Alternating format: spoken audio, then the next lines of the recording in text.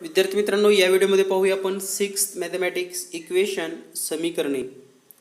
समीकरणाचं लेखन अँड समीकरण सोडवणे means writing equation and solving equation. Let start.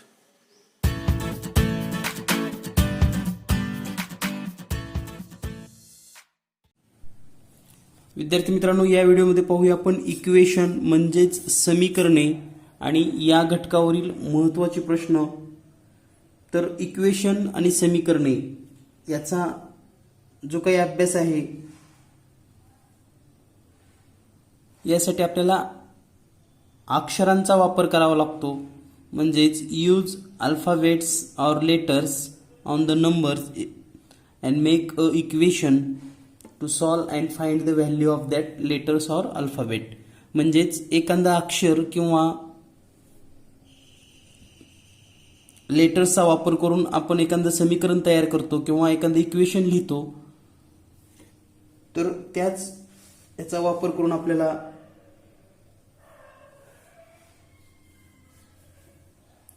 Equations तयार करावी लागतात आणि इक्वेशन्स ही समान असतात. जसं की पहा, 4 + 9 = 13 means value of this part, value म्हणजे याची जी किंमत आहे आणि ही जी व्हॅल्यू आहे हे सेम आहे.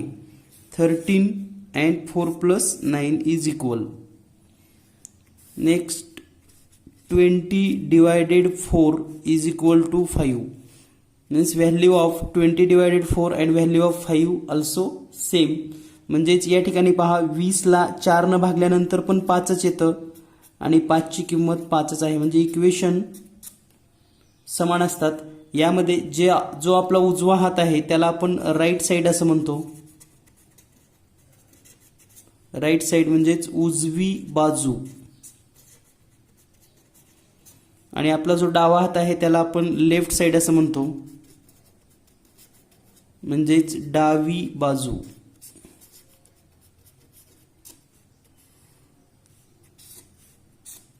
तर यावरून आपल्याला लक्षात यायला पाहिजे की इक्वेशनमध्ये left side and right side म्हणजे डावी बाजू आणि उजवी बाजू या दोन्ही समानच असतात.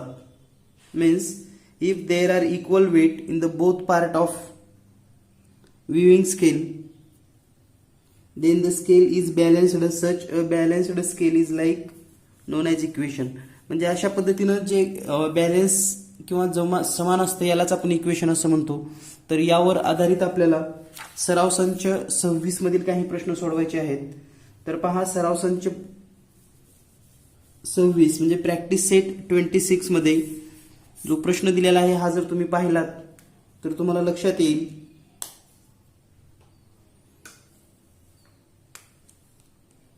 Different mathematical operation are given in the 2 rows below. Find out the number you get in each operation and make equation. म्हणजे खालील 2 ओळीत वेगवेगळ्या गणिती क्रिया दिलेल्या आहेत, त्यापासून मिळणाऱ्या संख्या शोधून समीकरण तयार करा. आणि यामध्ये जे पहिलं आपल्याला समीकरण दिलेलं आहे ते आहे 16 / 2. तर पहा, 16 / 2 याची किंमत माहिती आपल्याला किती येते. तर याची किंमत येते, हे जर आपण सोडवलं 16/8, 2 जर केलं तर उत्तर येतं 8. आणि याचं इक्वेशन आपण असं लिहू शकतो, 16 / 2 = 8. दिस इज अ इक्वेशन. म्हणजे हे इक्वेशन आहे किंवा हे समीकरण आहे. यामध्ये दुसरा प्रश्न जर आपण पाहिला तर सेकंड क्वेश्चन आहे 5 × 2. आता हे 5 × 2 जर सोडवलं तर याचं मल्टिप्लिकेशन येईल 10. म्हणजेच 5 × 2 = 10. तर हे दुसरं समीकरण होतं. त्यानंतर आपण थर्ड समीकरण पाहूयात. 9 + 4 याची जर ॲडिशन केली 9 + 4 तर ती येते 13 आणि इक्वेशन तयार होईल 9 + 4 = 13. तर या प्रत्येक इक्वेशनमध्ये जे इक्वल टू साईन आहे म्हणजे बरोबरचं जे चिन्ह आहे त्याच्या उजवीकडं आणि डावीकडं दोन्हीची किंमत समान असते. म्हणजे left side and right side both have equal value. यानंतर पाहूया आपण फोर्थ. 72 / 3 72 भागिले 3 जर केलं तर उत्तर येईल 24 आणि इक्वेशन तयार होईल 72 डिवायडेड 3 इज इक्वल टू 24. यानंतर 5चं उदाहरण पाहूया आपण.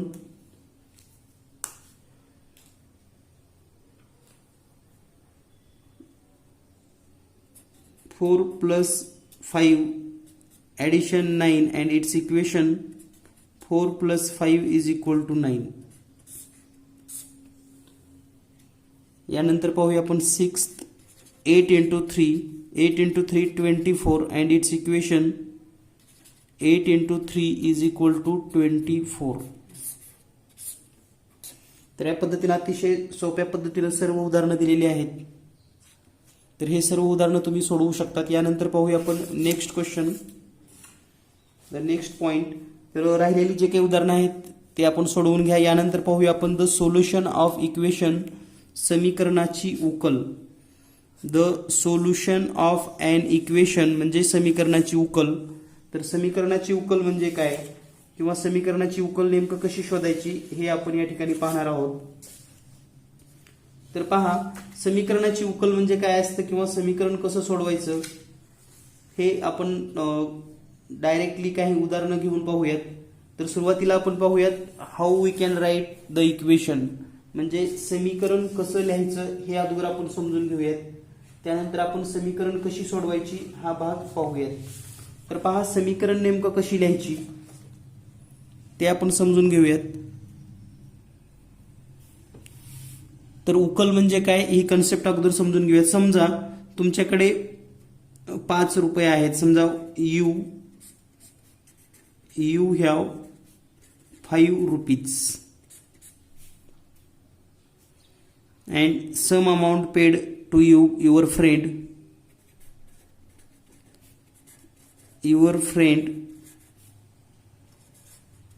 give some amount. म्हणजे तुमच्याकडे किती आहेत? 5 रुपये आहेत. तुमच्याकडे 5 रुपये आहेत. तुमच्या मित्रांनी काही सम अमाऊंट दिलेली आहे, म्हणजे काही रक्कम दिलेली आहे.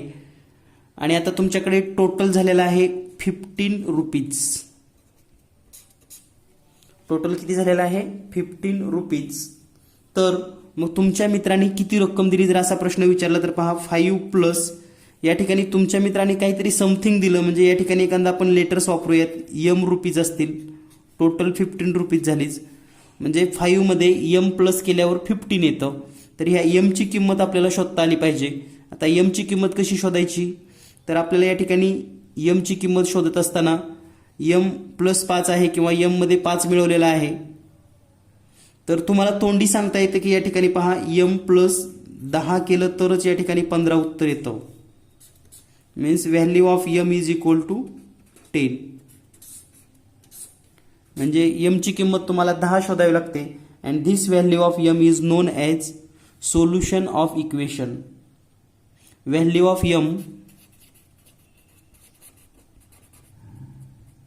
Is known solution of equation. म्हणजेच या इक्वेशनचं जे सोल्युशन आहे ते म्हणजे एमची व्हॅल्यू, म्हणजेच एमची किंमत शोधणे. एमची किंमत म्हणजेच समीकरणाची उकल.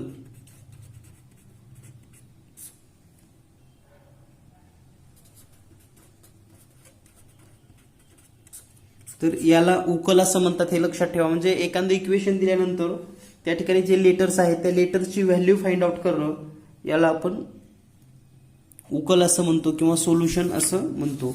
यानंतर use of letter for number, म्हणजेच संख्यासाठी आपल्याला नंबर्स कसे वापरायचे हे आपण या ठिकाणी समजून घेणार आहोत.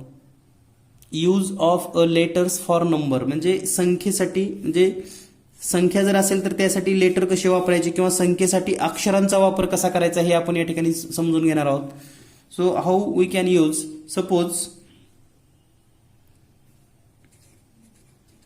1 number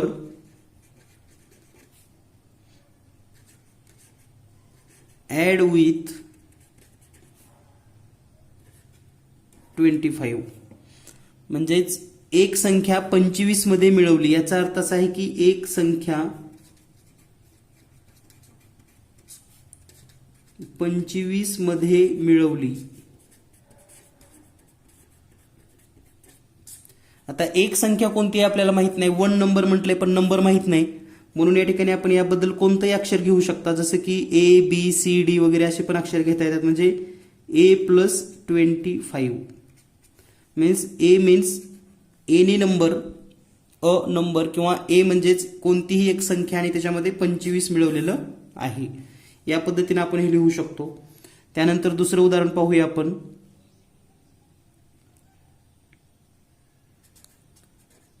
अ नंबर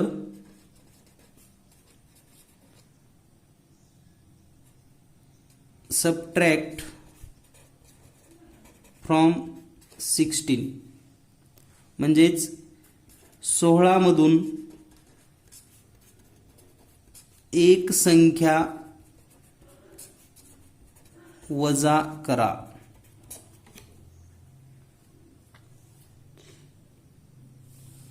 तर आता 16 मधून एक संख्या वजा करायची म्हणजे काय, तर या ठिकाणी पहा 16 मायनस अ नंबर, म्हणजे या ठिकाणी आपण एक्स पण लिहू शकतो. Then next point, a number multiple by 5 म्हणजेच एका संख्येला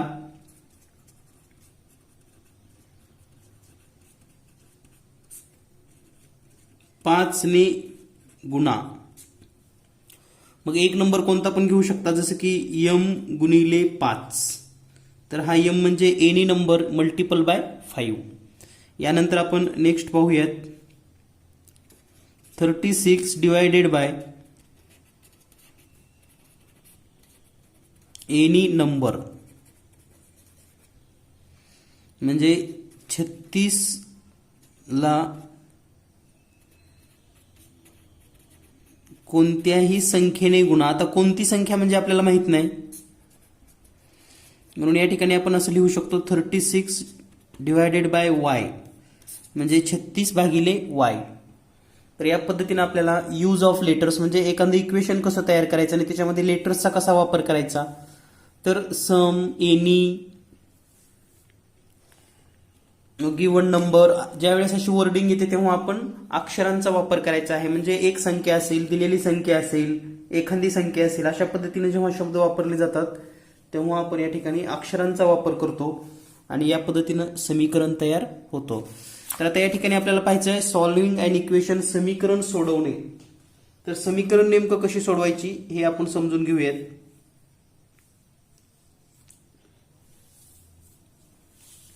यामध्ये काही उदाहरण आपण या ठिकाणी समजून घेऊयात. तर पहा, पहिलं उदाहरण घेऊया आपण. a+5 is equal to 12. a+5 is equal to 12.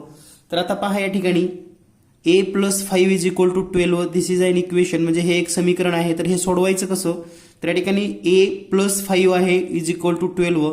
तर आपल्याला हे 5 नको आहे, म्हणजे हे आपल्याला 5 जर नको असेल तर a शिल्लक राहील या ठिकाणी. म्हणजे आपण असं करू शकतो a+5 minus 5 is equal to 12 minus 5. म्हणजेच समीकरणाच्या दोन्ही बाजूला जर आपण एकाच संख्येनं गुणलं किंवा एकाच संख्येनं भागलं, एकाच संख्येनं वजाबाकी केली तर या ठिकाणी आपल्याला व्हॅल्यू सेम राहते. म्हणजे आपल्याला असं म्हणता येईल subtracting the same number from the both side. Subtracting the same number म्हणजे दोन्हीकडून सारखी संख्या वजा केलेली आहे, दोन्ही बाजूमधून समान संख्या वजा करणे.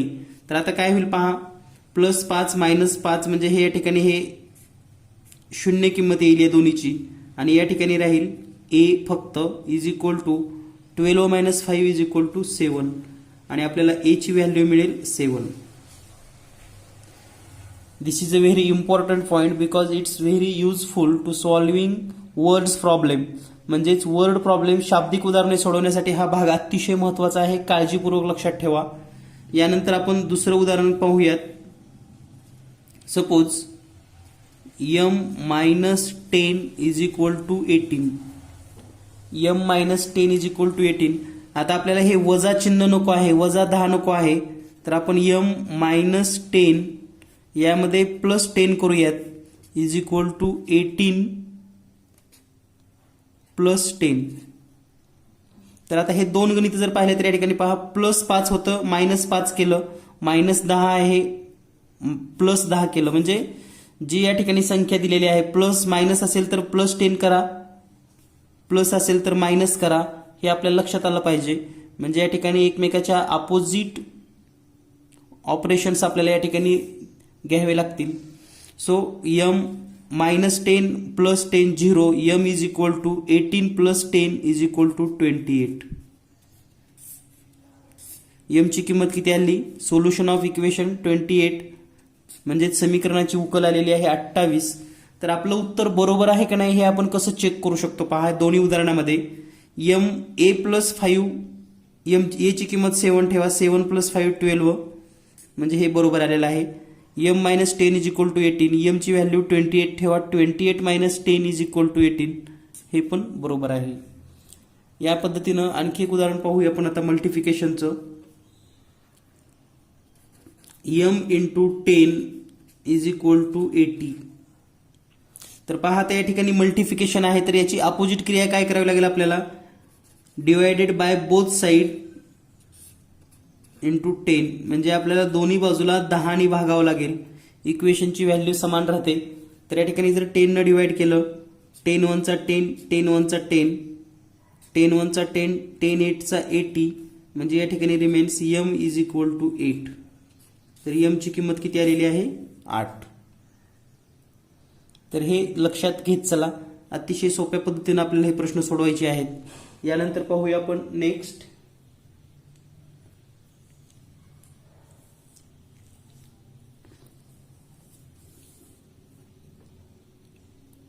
x / 5 is equal to 7. आता पहा या ठिकाणी डिवायडेड 5 आहे म्हणजे आपल्याला बोथ साईडला मल्टिपल बाय 5 करावं लागेल. म्हणजेच x / 5 multiple 5 is equal to 7 multiple 5. म्हणजेच जे आपण डाव्या साईडला हे करणार आहोत तेच उजव्या बाजूला, जे उजव्या बाजूला करायचे तेच डाव्या बाजूला. म्हणजे दोन्हीकडे जर आपण समान संख्येनं गुणलं, समान संख्येनं भागलं, समान संख्या वजा केली, समान संख्या बेरीज केली तर इक्वेशन बदलत नाही, इक्वेशनची किंमत तीच राहते. आणि या ठिकाणी आपल्याला अपेक्षित व्हॅल्यू फाइंड आउट करता येते. जसं 5 × 5, 5 × 5 कट झालं. या ठिकाणी x बरोबर 7 × 5 35.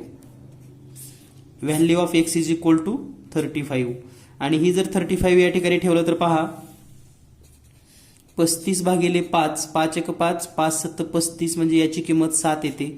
म्हणजे आपण जे सोल्युशन फाइंड आउट केलेलं आहे किंवा जी उकल काढलेली आहे ती बरोबर असतेच. यानंतर पाहूया आपण प्रॅक्टिस सेट 27 मधील काही महत्त्वाचे प्रश्न. या ठिकाणी पहिला प्रश्न आहे rewrite the following using a letter the sum of certain number and 3. तर आपल्याला यानंतर सराव संच 27 मधील काही उदाहरणं पाहिजे आहेत. यामधला पहिला प्रश्न आहे एक संख्या व 3 यांची बेरीज. पहा एक संख्या व 3 यांची बेरीज means the sum of certain number. आता या ठिकाणी एक संख्या म्हणजे आपण ए घेऊयात, a+3. तर हे आपलं इक्वेशन तयार होईल. यानंतर दुसरं जे आहे the difference obtained by subtracting 11 from the another number. म्हणजेच एका संख्येतून 11 वजा केले तर येणारी वजाबाकी. तर एक संख्या आपण m घेऊयात, m-11. एका संख्येतून 11 वजा केल्यानंतर येणारी वजाबाकी. तर हे त्याचं उत्तर आहे. यानंतर पाहूया आपण third 15 and the product of 15 and another number. म्हणजे 15 आणि एक संख्या यांचा गुणाकार. म्हणजे आपण असं लिहू शकतो 15 × m. 15 आणि m चा गुणाकार. हा गुणाकार आपण या पद्धतीने पण लिहितो, लक्षात घ्या 15m.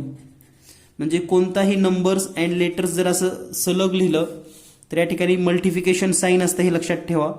15 × m. Then next 4 times a number is 24.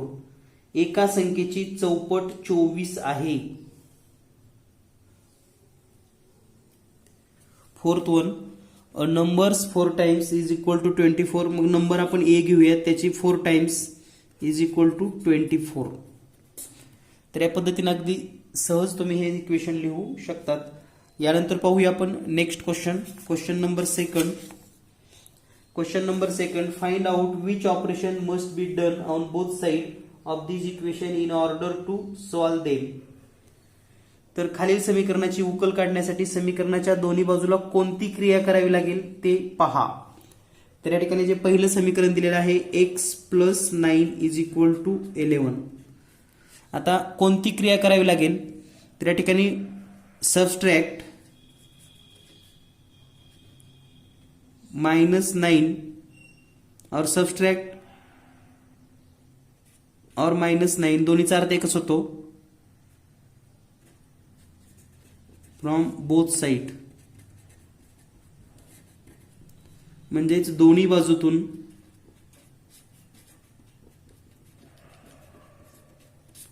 9 वजा करा. दोन्ही बाजूतून 9 वजा करा म्हणजे काय होईल पहा. या ठिकाणी x plus 9 minus 9 is equal to 11 minus 9 plus 9 minus 9 0. So x is equal to 2. म्हणजे या पद्धतीने आपण हे समीकरण सोडवू शकतो. अँड दिस इज द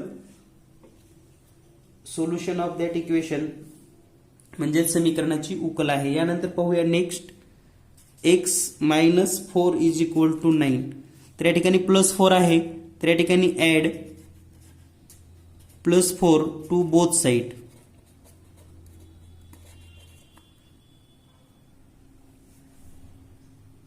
-4 आहे म्हणून ऍड 4 टू बोथ साइड म्हणजे दोन्ही बाजूत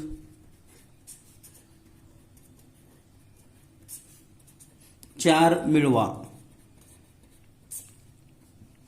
means x minus 4 plus 4 is equal to 9 plus 4 minus 4 plus 4 या ठिकाणी 0 होईल म्हणजेच x is equal to 9 plus 4 is equal to 13. Then next question third.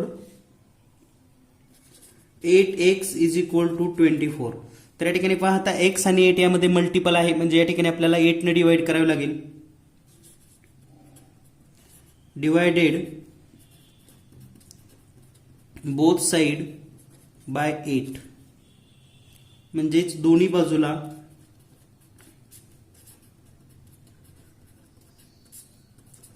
8 ने भागावे किंवा भागा. तर या ठिकाणी येईल मग 8x डिवायडेड 8 24 डिवायडेड 8 8 1 चा 8 8 1 चा 8 8 1 चा 8 8 3 चा 24. So x is equal to 3. Then next and last, x divided 6 is equal to 3. तर या ठिकाणी डिवाइड असेल तर आता आपल्याला मल्टिपल करावं लागेल म्हणजेच multiple both side by 6. x minus x divided 6 into 6 is equal to 3 into 6. दोन्ही बाजूला 6 ने गुणाकार करायचा आहे. 6 एक 6 6 एक 6 कट होईल म्हणजे या ठिकाणी भागाकार होईल आणि x बरोबर 3 into 6 18. Value of x is equal to 18. तर या पद्धतीने आपल्याला हे समीकरण सोडवता येतील. यानंतर आपण नेक्स्ट पार्ट पाहणार आहोत. Question number 3. खालील काही समीकरणे आणि चलाच्या किमती दिलेल्या आहेत. या किमती दिलेल्या समीकरणाच्या उकली आहेत का ते ठरवा. तर या ठिकाणी जे पहिलं मुद्दे आपल्याला सोडवून दिलेला आहे y minus 3 is equal to 11 and y is equal to 3 and solution no. त्यानंतर आपण डायरेक्ट सेकंड सोडवूयात. 17 is equal to n plus 7 and n is equal to 10 is given. तर या ठिकाणी पहा 17 is equal to n plus 7 add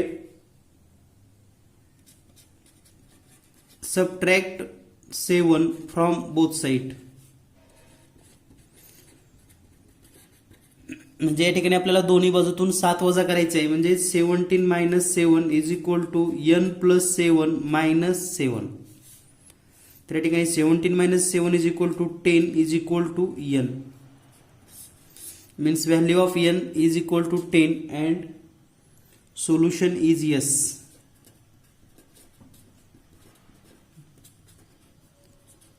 yes. तर आपल्याला हे समीकरण सोडवल्यानंतर उकल आहे असं आपण म्हणू शकतो. समीकरणाची उकल आहे.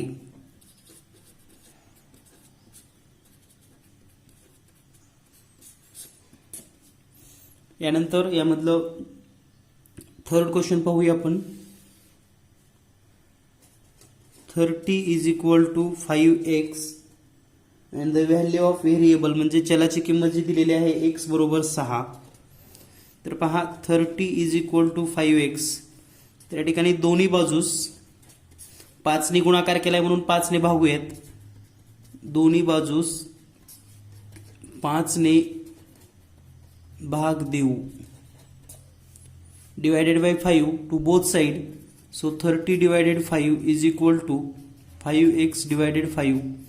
5 एक 5, 5 एक 5, 5 एक 5, 5 सख 30 and hence value of 6 is equal to x or x is equal to 6. आणि आपण या ठिकाणी लिहू शकतो सोल्युशन यस, म्हणजेच उकल आहे.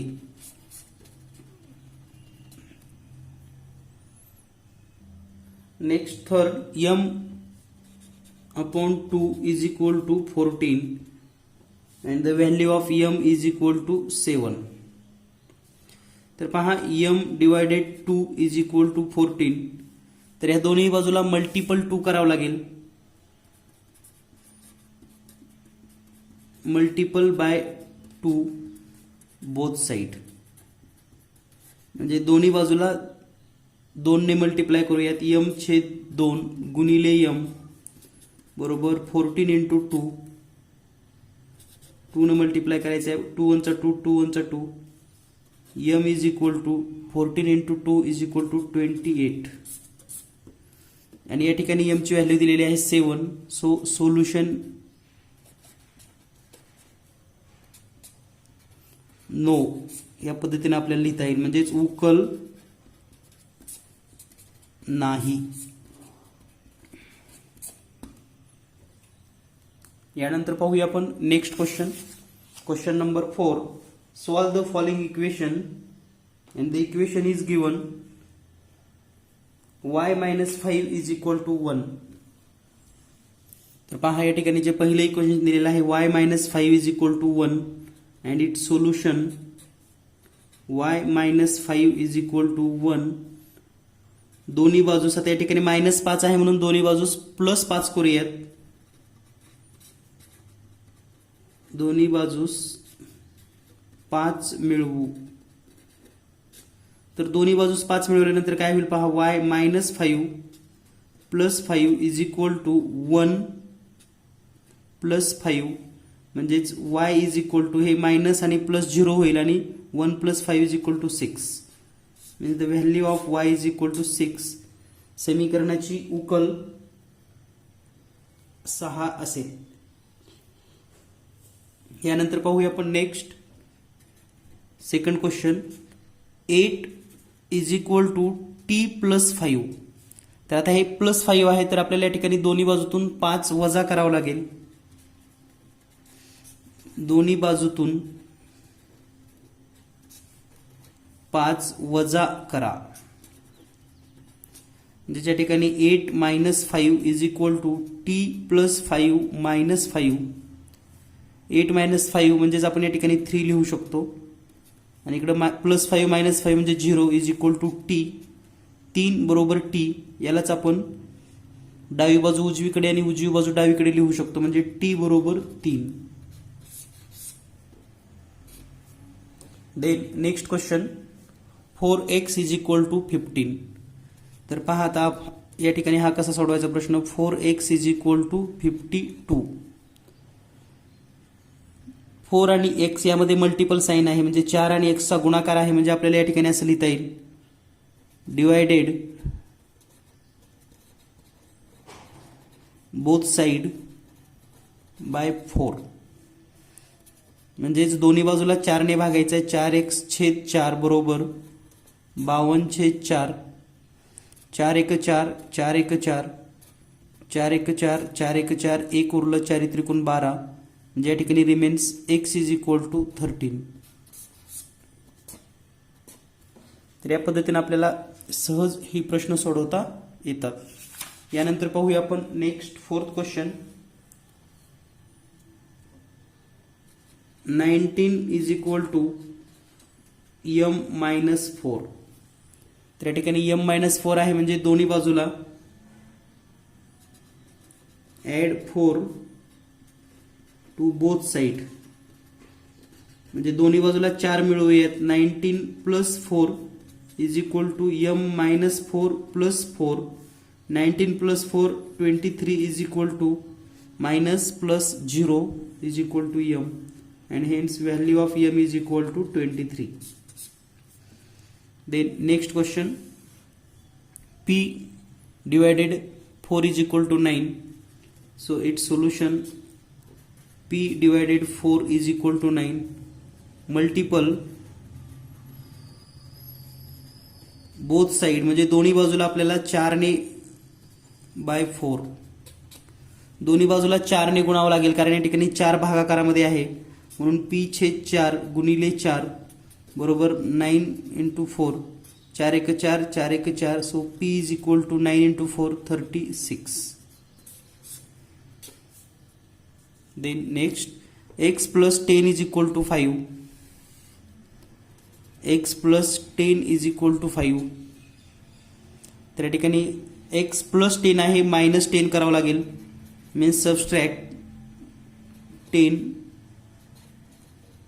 फ्रॉम बोथ साइड, म्हणजे दोन्ही बाजूतून 10 वजा करा. x + 10 - 10 = 5 - 10.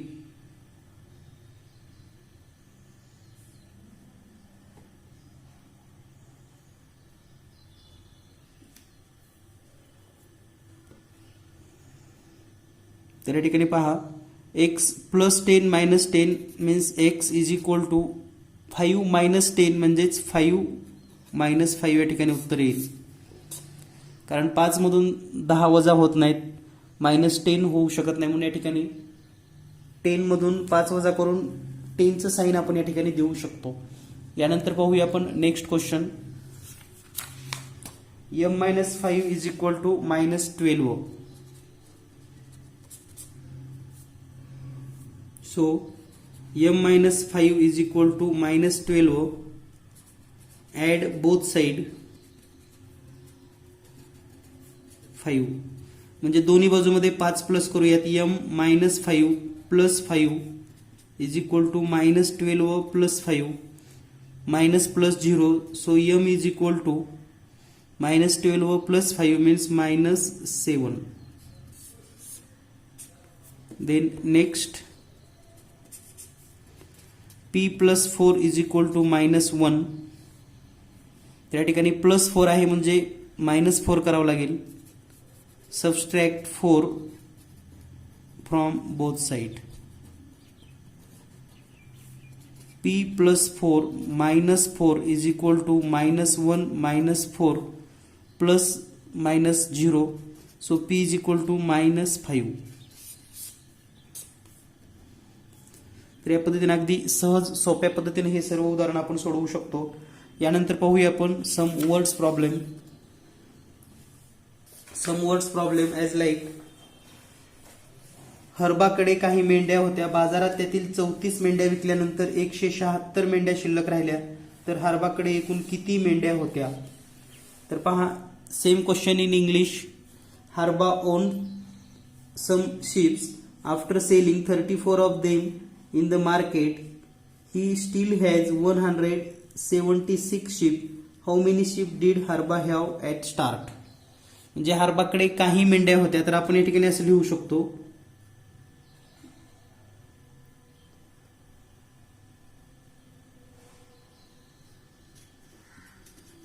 Total number of sheep is equal to X, म्हणजे एकूण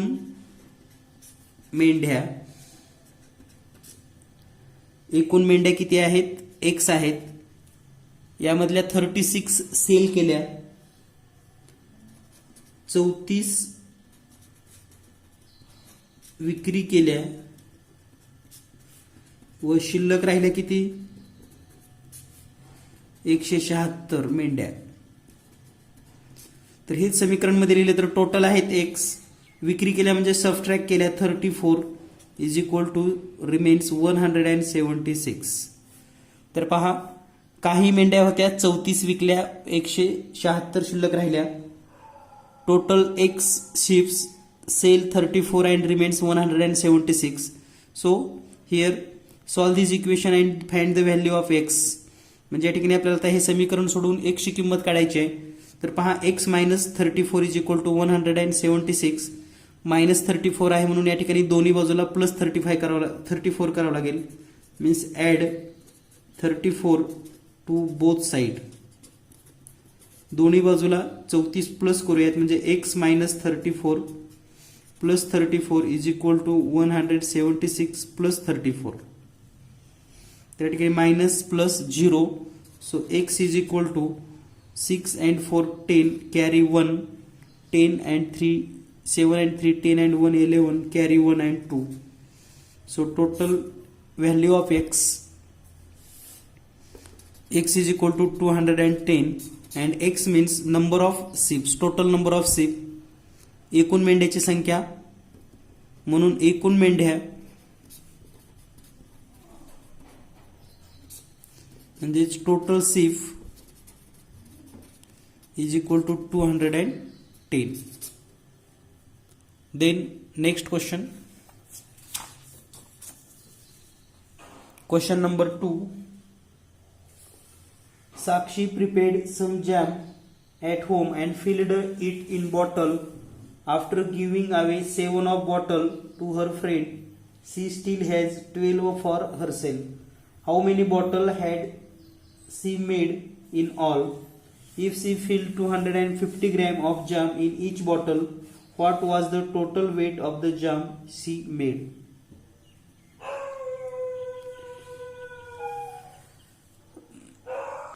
तर या ठिकाणी हा जर प्रश्न आपण मराठीमध्ये पाहिला तर साक्षीने घरी गुळंबा तयार केला व काही बाटल्यात भरला. त्या बाटल्यापैकी 7 बाटल्या गुळंबा मैत्रिणीला वाटल्यानंतर घरी 12 बाटल्या गुळंबा शिल्लक राहिला. तर एकूण किती बाटल्या गुळंबा तयार केला?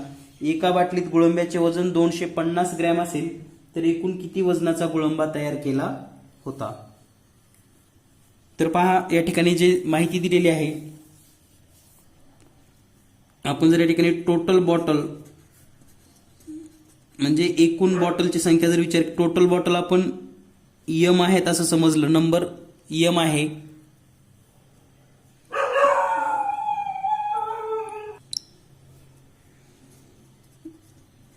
एकूण bottle is equal to m. त्यापैकी मैत्रिणीला 7 दिल्या, मैत्रिणीला 7 बॉटल दिलेल्या आहेत आणि शिल्लक किती राहिल्या? शिल्लक बॉटल तरीही 12 आहेत.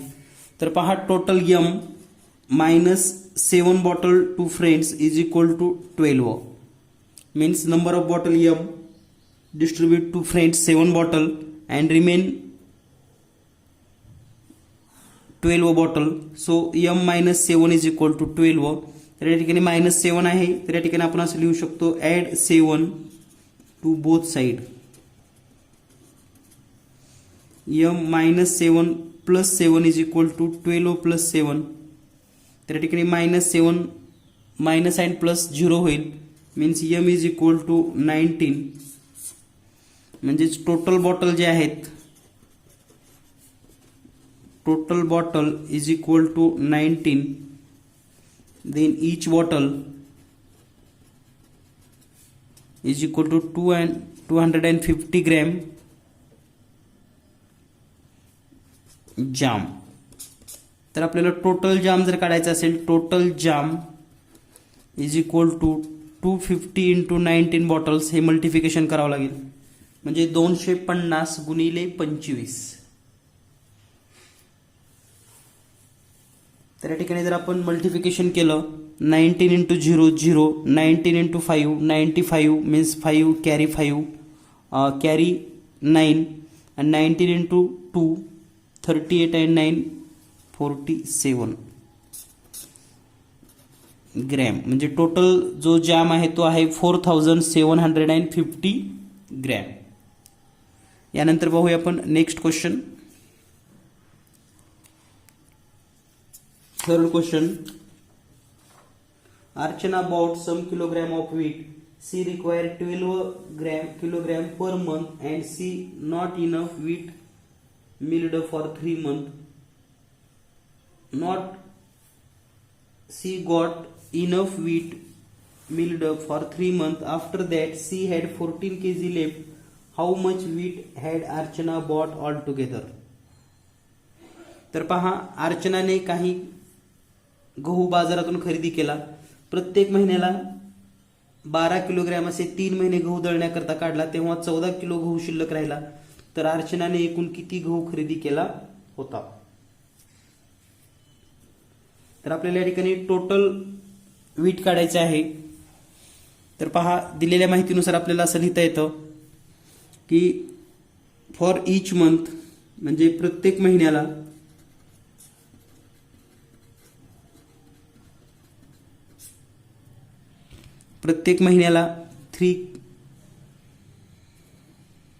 $12 kg गहू आवश्यक आहे. आणि अशा पद्धतीनं 3 महिने एकूण गहू किती होईल? मग एकूण गहू, तर या ठिकाणी आपल्याला 3 महिन्याचा एकूण गहू होईल 3 गुणिले 12 बरोबर 36 kg. तर आपल्याला काही गहू नेमकं किती होता हे जर आपल्याला पाहायचं असेल तर आपल्याला असं लिहू शकतो. सपोज और let total weight is equal to x kg. तर पहा, ह्या x मधून 36 वापरला तरी शिल्लक राहिलेला आहे 14 kg. Total x used 36 kg and remains 14 kg. म्हणजे समीकरण मिळालेलं आहे x वजा 36 बरोबर 14. तर या ठिकाणी दोन्ही बाजूस ऍड 36 टू बोथ साइड, दोन्ही बाजूस 36 मिळवू. x minus 36 plus 36 is equal to 14 plus 36. Minus and plus 0, so x is equal to 14 plus 36 म्हणजे is equal to 50. And hence we can say 15 kg wheat are taken. म्हणजे 50 kilo गहू घेतलेला आहे. तर या पद्धतीने अगदी सहज सोप्या ह्याच्यामध्ये आपण हे सर्व समजून घेऊ शकतो. भेटूया लवकरच पुढील व्हिडिओमध्ये. धन्यवाद. Thank you very much.